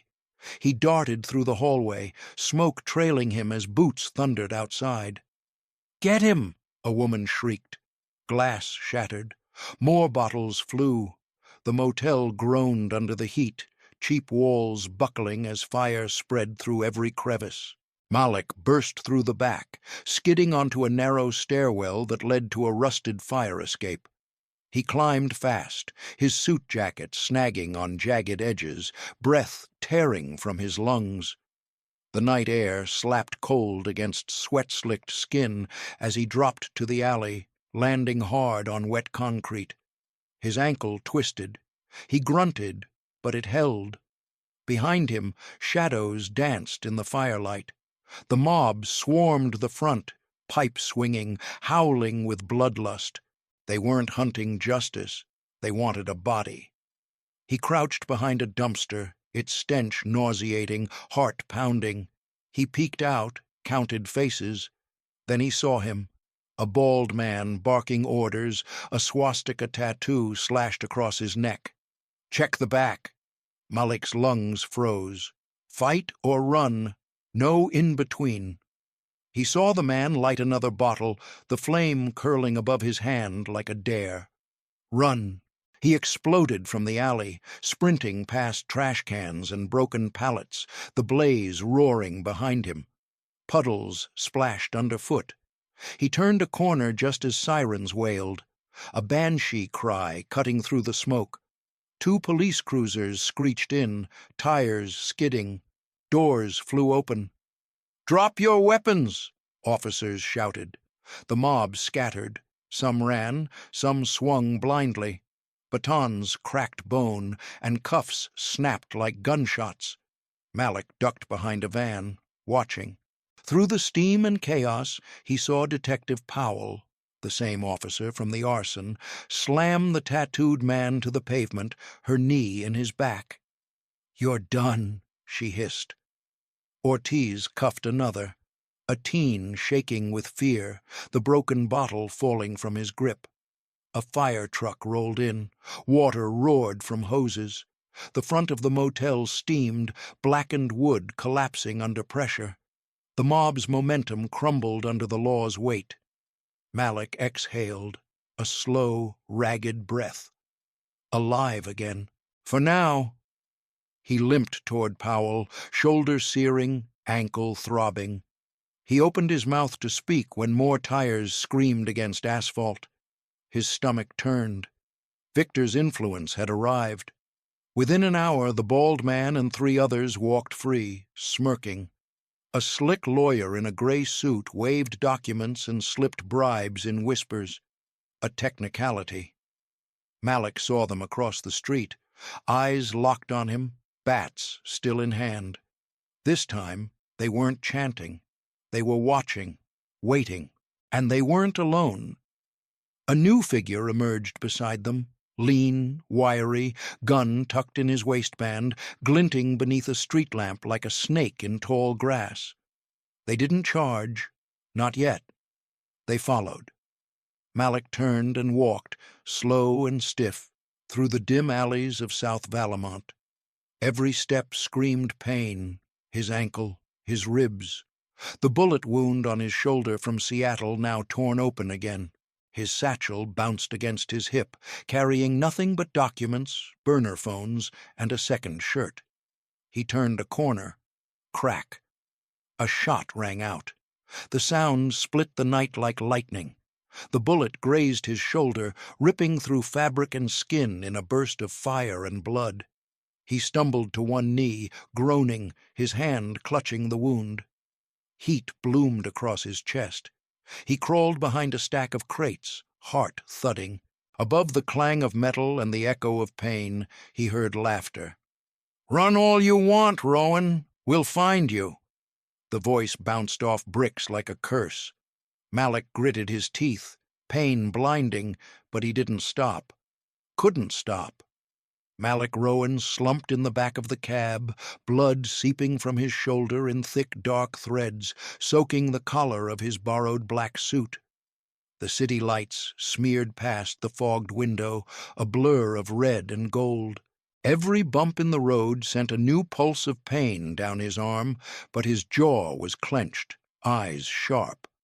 The mob hadn't killed him, but they'd come close. The cab weaved through South Valamont's side streets, pulling away from the alley where a bullet had nearly buried him, and the chants still echoed in his ears like ghosts. "You okay, man?" The driver, a grizzled black man in a faded ball cap, glanced at him in the rearview mirror, brows furrowed. "Just drive," Malik rasped, voice rough as gravel. "Wicker Park, fast." The driver didn't ask more. He nodded and pressed harder on the gas, tires humming as they pushed through the wet streets. Malik leaned back, chest heaving, and pulled his phone from his satchel. The screen cracked but glowing. He hit one number. "Malik?" Elise's voice came through instantly. "Shot. Right shoulder. Mob found me at the motel. I'm en route to a safe house. I need you digging. Deep. No hesitation." "On it," she said. "Stay alive." The line went dead. This wasn't surrender. This was reload. He arrived at a third-floor loft in Wicker Park, old red brick and steel beams tucked behind a boxing gym. The door opened before he could knock. Jamal, lean, built like a middleweight champ, stared wide-eyed. "Damn, bruh," he muttered, pulling him inside. "You look like a war zone." Malik collapsed onto the couch, peeling off his jacket to reveal the jagged wound. Not deep, but angry. No bullet lodged, just a graze that stung like fire. Jamal moved fast. "Hold still." He returned with a first aid kit and worked in silence, cleaning the blood, stitching the gash, taping tight gauze across Malik's shoulder. Malik didn't flinch. Pain was background noise now. "Who did this?" Jamal asked, tossing bloody gauze in a bin. "Sabrina Weller. And her uncle, Victor Price." Malik's voice was a low growl. "They're burning down my life." Jamal gave a low whistle. "Man, that's firepower." But Malik wasn't here to vent. He was here to finish what they started. By dawn, Malik was at Jamal's laptop, hacking through databases like a man possessed. Coffee sat cold beside him. Fingers flew across the keyboard, eyes scanning through files, searching every public thread and dark web forum tied to Victor Price. The break came hours later, a data leak from a dissenter inside a far-right site. Documents, account logs, transfers, Victor's name, his money, funding the very hate group that torched Malik's life. Wire transfers to True Land Alliance, Sabrina's militia front. Payments disguised as consulting. Tax filings exposing hush funds for rallies, weapons, even gas, can purchases. Evidence as cold and hard as steel. By 7 a.m., Malik had zipped the entire folder and fired it off to Truth Circuit, a rogue whistleblower site infamous for nuking corporate corruption. His message was simple. Victor Price bankrolls hate. Blow it wide open. An hour later, it hit.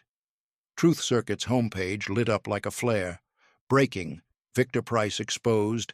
Media mogul funding domestic terror cell receipts, screenshots, tax docs, all laid bare. Twitter erupted. Price funds hate, justice for Malik. Media money kills. Cable news didn't wait. At noon, a black SUV pulled up to Victor's Gold Coast mansion. Federal agents swarmed. CNN cut to live feed. A breathless blonde reporter shivering in the wind as Victor was led in cuffs down marble steps. Victor Price, longtime media tycoon, has been arrested on federal charges tied to domestic terrorism, hate crimes, and financial conspiracy. Malik watched from the loft, bandaged shoulder throbbing, a cold satisfaction rising through the ache. Victor was snarling, silver hair whipping in the wind as cameras flashed. His empire, built on spin and smoke, cracked wide open. Clients called back. Timid, awkward apologies. "We didn't know. We jumped the gun." Malik's logistics firm, once on life support, blinked back to life. Not booming, but breathing. Jamal handed him a bottle of water. "You did it, man." Malik took a slow sip. The loft was still. The fire had settled for now, and for the first time in days his breath came easy. He thought maybe, just maybe, he'd landed a clean hit, a knockdown, but not a knockout, because Victor Price was in cuffs, yes. But Sabrina Weller? She wasn't done. And Malik Rowan knew this war wasn't over, not even close. Malik Rowan stood frozen in Jamal's loft, the cracked phone in his hand glowing like a fuse about to blow. The Interpol alert stared back at him, blinking red across the screen. Fugitive, Malik Rowan, international fraud, detain on sight. The blood from his shoulder wound had soaked through the bandage and into the collar of his black suit. Every breath scraped against his ribs. The pain was real, but it wasn't what made his pulse thunder.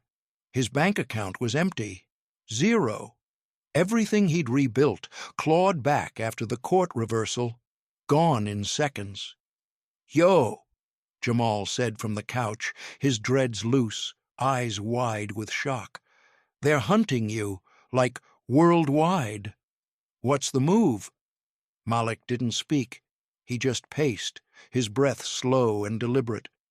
Then he pulled something from his satchel, a slim leather wallet. He flipped it open to reveal a silver card that gleamed like a blade under the loft's dim light. Malik Rowan, chairman, Horizon Aeronautics Group. Jamal blinked. "No way. You own an airline?" Malik gave a slow nod. Built it in silence. Logistics was the front. Horizons the core. For 15 years it had been his ace in the shadows, a chess piece he never moved, until now. But Sabrina Weller had left him with nothing. No funds, no credibility, no safety, which meant it was time to stop hiding. He called Elise. "Get to Northbridge Executive Terminal. Bring the board. 2 hours." She didn't ask questions, just said, "Copy that," and hung up. Malik grabbed his satchel, shoulder throbbing as he limped to the elevator.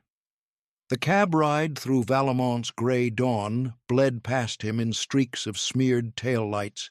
He pressed a rag to his shoulder as blood soaked through the coat. The driver kept glancing nervously in the mirror. Malik didn't look like a man riding to power. He looked like a man on the run. But that was the thing about storms. They hide the lightning until it strikes. At Northbridge International, the place where this nightmare began, the terminal buzzed with early morning energy, families yawning through security, business suits clutching coffee, flight boards ticking overhead like nervous clocks. Malik walked with a limp, but his spine was straight, his eyes cold steel. His black suit, torn and blood-stained, turned heads. Security zeroed in. One of them, a thick-set guy in a TSA jacket, touched his earpiece. "Sir, can we—" Malik pulled out the silver Horizon ID and held it forward. "Chairman, global priority access." The TSA agent blinked, then stepped aside like Moses parting the sea. Malik kept walking. The executive lounge sat on a higher floor, tucked behind glass doors, etched with Horizon's sleek insignia. The lights were low, the air sharp with citrus and leather polish. He stepped inside and paused. Elise was already there. Behind her sat 6 board members, dressed in grays and blues, their eyes narrowing as they took in his appearance, the wound, the ruined suit, the hard breath. "Mr. Rowan," one said cautiously, "we've seen the news." Malik tossed his phone on the table. The Interpol alert glared back. Fake. A trap. "My accounts were breached," he said. "This is a hit job, executed by Sabrina Weller, Victor Price's niece. She forged the alert and drained my accounts using an old credential leak." Elise stepped beside him, her tone clipped and razor-sharp. "We can prove it. Logs show the login path, a bounce through a proxy that links back to a motel off Archer Avenue." Another board member, graying, skeptical, leaned forward. "This isn't just legal, Malik. It's optics. We're hemorrhaging confidence. If this hits FAA radar—" "It already has," Malik cut in. "That's why I'm taking Horizon private. Today." The room stiffened. "You want to pull us off the exchange?" Another gasped. "I want to burn the board and rebuild it. If they're coming for me, I need control. Total control." A silence followed, taut as a wire. Then Elise slid a tablet forward. New bylaws. Emergency motion to consolidate power under the founder. Just needs a majority vote. The tension held. Then one hand went up, then another. 4-2. The room shifted. Just like that, Malik Rowan reclaimed his empire, bloodied but breathing. By noon, he was back in motion. The board dissolved into private jets and NDAs. Elise locked down every breach path. The Interpol alert was flagged for internal investigation, not gone, but paused. The account drain reversed through the fraud unit at Pinnacle Trust, with a contact Elise had personally mentored. But somewhere across town, Sabrina Weller sat in a motel room, her hoodie up, her laptop open. And when she saw the Horizon press release, Malik Rowan reinstated as sole chairman following attempted cyber-sabotage, she didn't flinch. She just stared at the screen, a vein ticking in her jaw. Then she opened a new window and typed, "All targets green. Final move. Initiated." The executive lounge above gate C-19 was a polished fortress of glass and leather, an oasis hidden in the clouds. The irony wasn't lost on Malik Rowan as he stood at the window, eyes drawn to the very spot on the terminal floor where his passport had been shredded just days ago. Now he was back, not as a suspect, not as prey, but as the chairman. Elise stood waiting inside the lounge, her crimson blazer sharp against the sleek interior, tablet in hand, her posture tight with urgency. Around her, 5 members of Horizon's inner board sat in tailored suits, their expressions a blend of concern, calculation, and disbelief. They'd flown in from Seattle that morning, summoned by Malik on a private jet midweek, before the storm had fully hit. "Malik," Elise said, stepping forward, voice brisk, eyes scanning his bandaged shoulder and bloodied sleeve. "What's this about?" He didn't say a word, just walked to the table and dropped the silver chairman's ID. It hit the wood with a heavy thud, a declaration, a war drum. "I'm the founder," he said, "been running it quiet, but now it's time you knew." A ripple moved through the board, murmurs and glances exchanged like cards in a high-stakes hand. But Linda Hayes, the CFO with silver streaks in her hair and a spine of steel, didn't flinch. "We've got your back, Rowan," she said, voice steady. "Always have." Elise didn't wait. She pulled strings, hard. Within an hour, the Interpol alert was flagged as a fraudulent insertion. A federal contact confirmed it. Someone had slipped it in through a backdoor exploit, amateurish and traceable.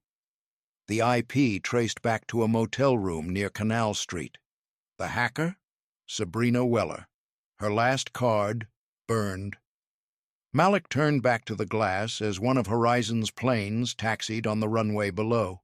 He watched the tarmac shimmer in the midday heat as reporters flooded the lounge, cameras rolling for a live-streamed press conference unlike any other.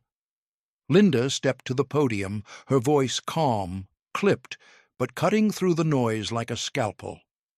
Horizon Aeronautics confirms Malik Rowan as our founder and chairman. He has been the target of a coordinated smear campaign rooted in hate. Former employee Sabrina Weller acted alone in these efforts. Effective immediately, she is terminated. The room erupted. Shouts, cameras. Below, passengers stopped in their tracks, heads turning, phones raised. The live stream exploded online. Horizon reveals. Truth. Rowan fights back. Then the doors slammed open. Officer Powell and Detective Ortiz stormed in, badges flashing, cuffs in hand, and right behind them, dragged by two security guards, was Sabrina Weller. Her hoodie was gone. She wore her old Navy Airline uniform, the one she'd clung to like armor, but it hung limp now. Her blonde bob was flat, her face pale, her eyes wild. She'd come to gloat. Expected Malik cuffed. Expected headlines to paint her as the hero again. Instead, she stared down the barrel of justice. "Sabrina Weller," Powell said, voice crisp. "You're under arrest for cybercrime, conspiracy, arson, and attempted murder." "No!" Sabrina shrieked, thrashing as the cuffs snapped shut. "He ruined me." "You did that to yourself," Powell replied, dragging her away as her screams echoed down the hall, fading like smoke. And then came the final piece. Victor Price walked into the lounge like a ghost dressed in a Navy Armani suit, bailed out, unbothered, a faint smugness still clinging to his silver hair and crocodile smile.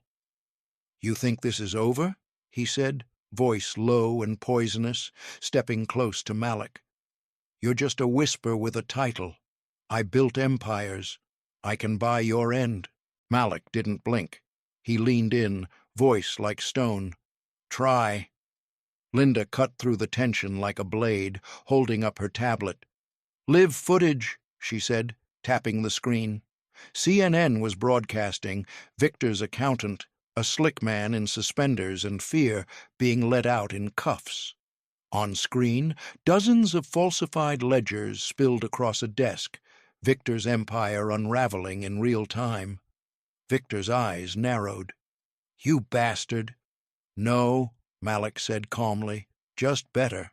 Then the doors blew open again, this time with a gust of federal agents in windbreakers. They moved like thunder, hands fast and practiced. "Victor Price," one barked, "you are under arrest for financial fraud, hate group funding, and obstruction of justice."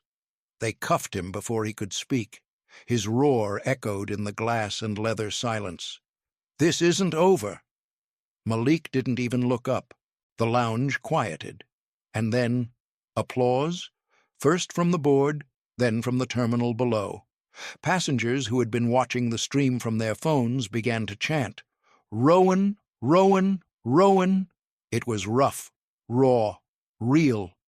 Malik sank into a leather chair, exhaling, the war drum inside him finally slowing to a softer rhythm.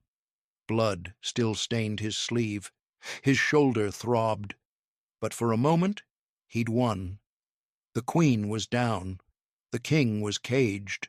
The empire was his again. He reached for a glass of water, his hand trembling just slightly as he lifted it, took a sip, and looked out through the glass wall at the tarmac below. And then a red dot flickered across his chest. Small, steady, a laser, a sniper's kiss. It danced over his heart like a dare. His breath caught.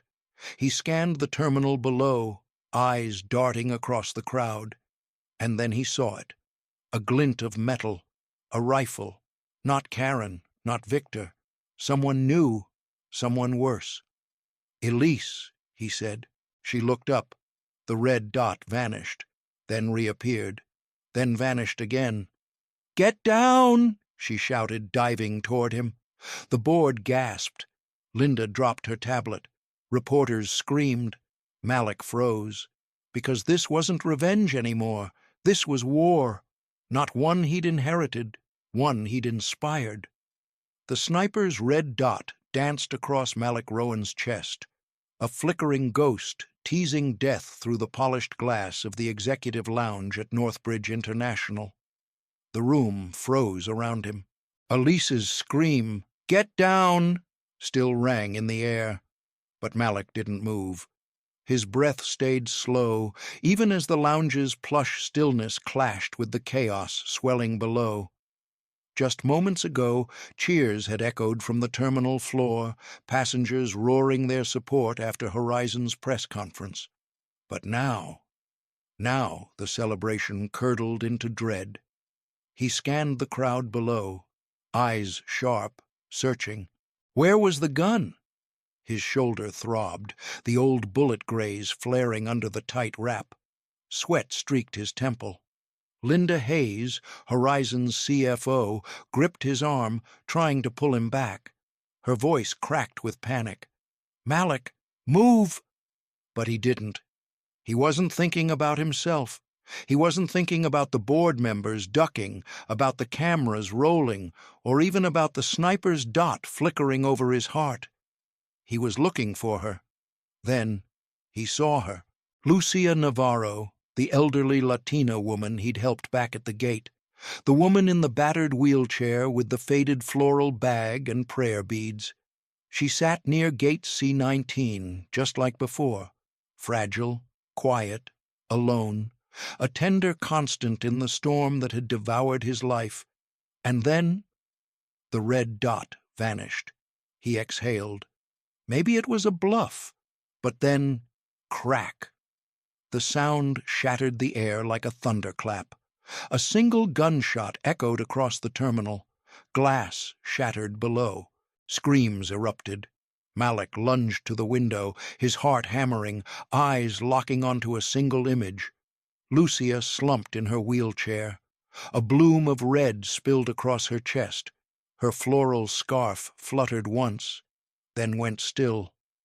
The bullet hadn't found him. It had found her. The woman who had whispered, "Bless you, Hijo," when no one else had looked his way. Malik's cry ripped from his throat, raw, human, shattering. He didn't wait. He ran, sprinted for the stairwell, pushed past Elise, past the stunned board, down 2 flights at a time, his body screaming with every step, wounded shoulder burning. The terminal below was chaos. Passengers scattered, guards barked orders, sirens wailed in the distance. But Malik didn't see any of it. All he saw was Lucia, slumped, lifeless, her wheelchair tipped beside a luggage cart, blood pooling beneath her rosary beads. He dropped to his knees beside her, cradling her hand. Her clouded eyes fluttered. She gripped his palm, faint, trembling, but strong. "You are enough," she whispered, her last words. Then silence. Her fingers slipped from his, her body stilled. The light that had once smiled at him, gone. Malik sat frozen, holding her as medics rushed in. But it was too late. They tried to pull him back, but he resisted. Only when her cart rolled away, empty, did he stand. His face streaked with tears, ash, and blood. He turned, rage igniting behind his eyes. Through the swirl of bodies, he caught a flicker. A man with a buzz cut, maybe late 20s, pale skin, black jacket, rifle barrel vanishing under his coat, slipping into the panicked crowd like smoke. Malik shoved past a guard, gave chase, but the shooter was already gone. A ghost, just like the hate that raised him. Officer Powell and Detective Ortiz stormed in moments later, badges drawn, scanning the scene. Powell spotted Lucia's body, her face hardened, voice taut. Shooter loose. "Lock it down!" Malik turned to them, voice breaking, but steel beneath. "He's Victor's son," he said. "Bet on it." Powell paused. "A rumor," Long whispered, "that Victor had a child he kept in the shadows, raised outside the spotlight, fed the same poison he'd spilled across the media world. Not just a sniper, not just a killer, a legacy." Elise reached him, breathless, her red blazer a crimson streak against the chaos. "Malik, we've got to go. You're not safe." But he didn't move. He looked down at Lucia's cart, now overturned. Her rosary lay scattered on the ground. One glinting bead rolled toward his shoe. "No," he said, voice low, a growl of grief and defiance. "I'm done running." He turned, back toward the terminal. Phones raised, faces turned, every eye on him. Blood streaked his face. Ash clung to his skin. And in that moment, Malik Rowan looked every bit the storm they had tried to silence. He raised his chin. His voice cut through the noise, raw, unwavering. "She died because of hate, because someone out there thinks justice is a bullet, because truth scares the people who live on lies. But I'm not afraid, and I'm not done. You hear me? This ends now." The terminal fell into stunned silence, not because of the words, but because of the truth behind them. Malik Rowan stepped into the night beyond the chaos of Northbridge International, his stride steady, though blood clung to his shoulder and pain coiled through every breath. Behind him, the yellow tape, the shattered windows, and the memory of Lucia Navarro, the kind woman in the wheelchair whose life ended in a spray of gunfire meant for him. But he wasn't running anymore. "I'm not the hunted," he said aloud. "I'm the storm." Officer Powell watched him go, nodding once. Ortiz scribbled into his notepad, his brow tight with something like respect. But Malik knew this wasn't their war to end. This wasn't just about Victor Price's empire or Sabrina Weller's lies. This was bigger, older, a rot threaded deep into the walls of the world, a rot that smiled in courtrooms, that wore flight attendant uniforms, that whispered into sniper scopes. He passed the medics, past the crowds, past the cameras now panning away from the smoke and onto something brighter. Him, a silhouette against the soft glow of Chicago, wrapped in ash, streaked with blood, and still standing. Rosa's, no, Lucia's, last words pulsed through his chest like a drumbeat. "You're enough." But he didn't just want to be enough. He wanted to be more. More than a man who survived. More than a CEO whose company weathered a storm. He wanted to burn the whole corrupt system to the ground and rebuild something worth handing to the next generation. The shooter's voice echoed in his mind. "We'll find you." Not a threat now, but a challenge returned. He was coming for them. Not just Victor's hidden son, but every hand that fed the fire of hate, every court that silenced truth, every media mouthpiece that twisted facts into daggers, every system that let a black man's life burn because he dared to rise. Malik Rowan didn't walk away that night. He vanished into the dark, his figure swallowed by shadows, yes, but carried by something brighter. Conviction. This wasn't over. This was only the next chapter. A new war. One not fought with press conferences or fists, but with vision, strategy, and unshakable purpose. His empire wasn't just a shield now. It was a weapon.